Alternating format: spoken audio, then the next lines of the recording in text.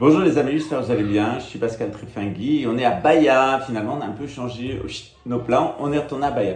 Ce que je voulais vous dire aujourd'hui, c'est que vous avez vu depuis quelques jours, on a eu beaucoup d'excitation du côté du tas de fumier. Pourquoi? Parce qu'ils ont essayé une dernière manœuvre judiciaire avec une plainte qui avait été posée par Alexandre, celui qui avait été le complice de Jérémy pour le vol de mes associés. Et avec des accusations calomnieuses, un délire, etc. Et la dernière cartouche qu'a essayé de tirer le commissaire en chef de la 42e DP, qui est une ordure, hein, c'est une pourriture, c'est un corrompu, c'est un pédophile, c'est un mafieux, c'est un trafiquant de drogue. C'est quelqu'un qui m'a fait harceler pendant des mois pour avoir $2000 par mois. Et il va aller directement en prison après l'élection du président Lula. Il est devenu la bête noire du PT. Je vais en parler avec des responsables du Parti des travailleurs ici, de son cas particulier, de Luis Armon, parce qu'alors lui, on va en faire le symbole de la pourriture bolsonariste à éliminer de ce pays. Je crois que son espérance de vie, elle est aussi faible, elle est inversement aussi faible que celle qu'il me prêtait, c'est-à-dire il avait prévu de m'assassiner avec ses collègues lors d'une opération de police, et puis avec ma tante, etc. Tout ça a été organisé, j'étais sur écoute téléphonique avec tout le groupe d'opposants ici. Tout ça a été monté avec le consulat de France, le consulat du Luxembourg, le ministre de la Défense luxembourgeois, et puis tout s'est effondré, évidemment. Et avec l'élection du président Lula, ça sera encore pire puisqu'il va devenir la bête noire du pays.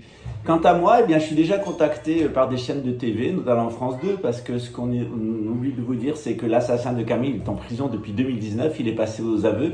Il s'appelle Tomasz Gadziński, il est polonais, il a agi sur ordre de la police luxembourgeoise, de certains policiers luxembourgeois de la section psychotronique avec le frère de Camille, Julien Colbert. Ouais. Donc tout ça, c'est une affaire qui a été montée par la section psychotronique de Luxembourg pour protéger les bombelayeurs, en particulier Benjamin Gaiben. Et il y avait tout un groupe de psychopathes délirants, de cas psychiatriques à l'intérieur de la police et de l'armée. Tout ça a été nettoyé.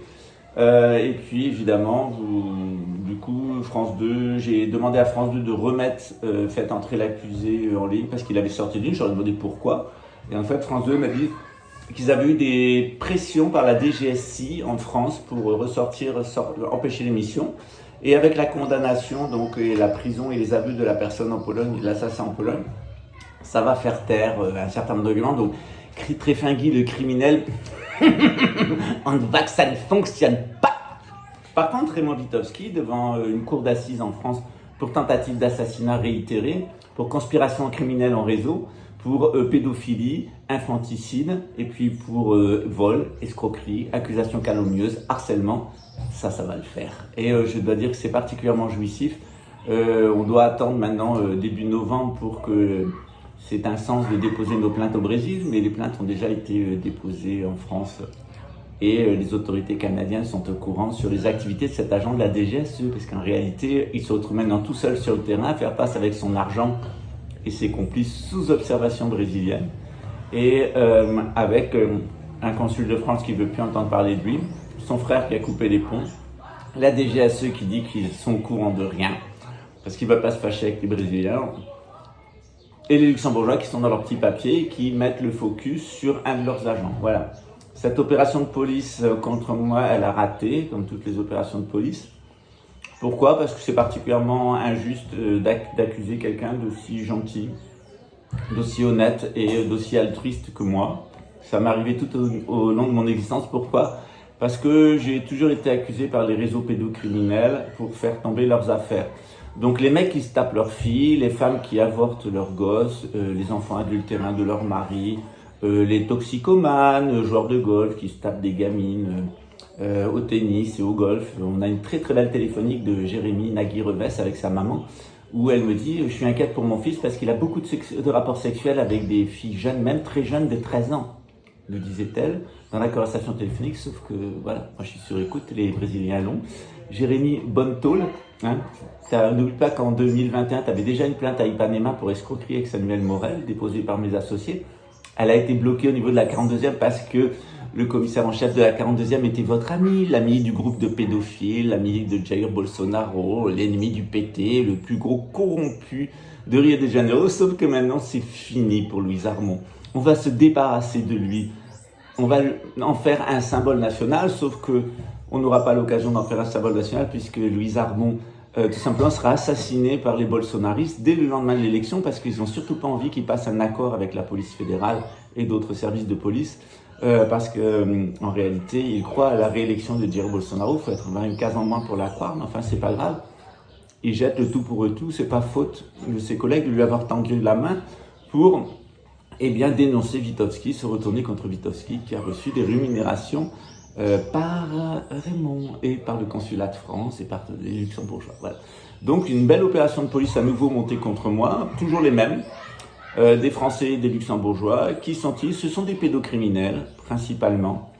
Ce sont des gens qui sont liés au narcotrafic et ce sont des gens qui font des assassinats politiques, en particulier d'opposants politiques, de monarchistes qui dénoncent l'usage de la psychotronique comme instrument de harcèlement de la population, envie de couvrir le trafic de drogue de la police elle-même. Donc on est maintenant face à la grande révélation, vous allez tout savoir, toute la corruption dans les 2 années à venir, c'est l'apocalypse, vous allez absolument tout savoir des pourris que sont vos policiers en France, de vos pourris de ministres, de vos pourris de fonctionnaires, de vos ordures d'hommes politiques, etc.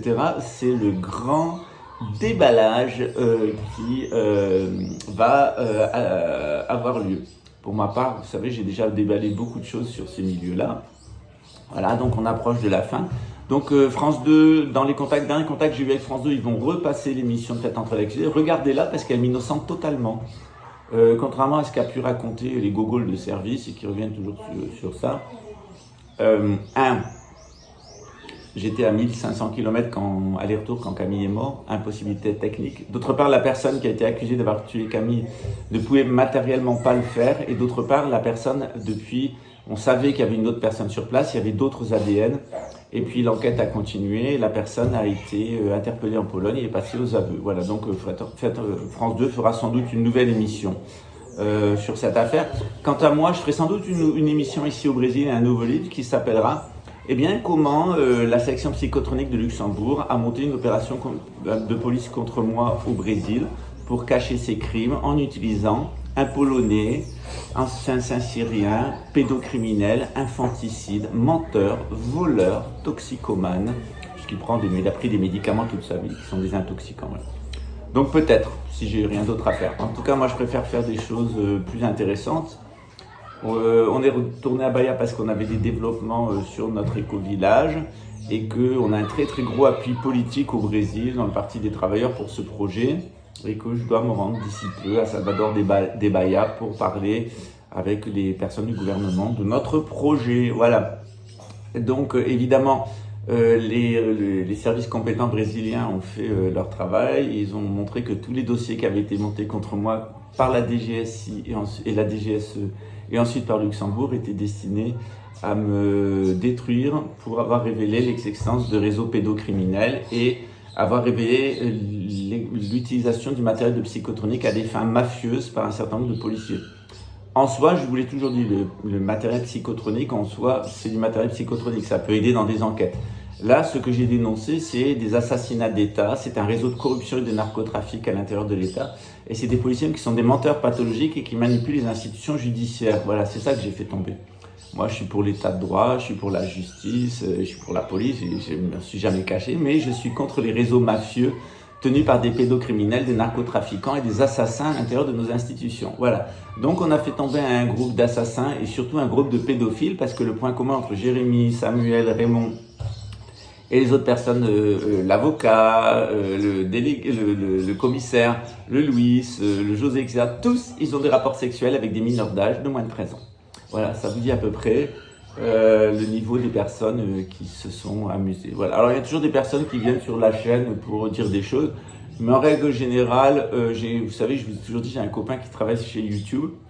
Je sais que mes vidéos quand mes chaînes ont été straquées, c'est par le renseignement luxembourgeois. Des fois, j'ai 4000 dénonciations en 5 minutes. Donc, ça veut dire que j'ai des abonnés fake, qui sont des abonnés du service de renseignement luxembourgeois. Ceux qui s'amusaient à faire monter et descendre ma chaîne, striker ma chaîne. Et de toute façon, je voyais au niveau des vues, au niveau des commentaires. Ça correspondait pas à une chaîne de 38 000 abonnés et 160 000 vues par jour. Ça correspondait pas. Donc, je savais que ma chaîne était bidonnée. Elle était bidonnée par Luxembourg. Voilà. Et l'éco-village est évidemment une opération de police montée par eux. Donc m'inciter à faire l'éco-village pour le détruire, me ruiner, m'envoyer en prison, etc. Tout ça, c'était un scénario qui a été écrit à Luxembourg.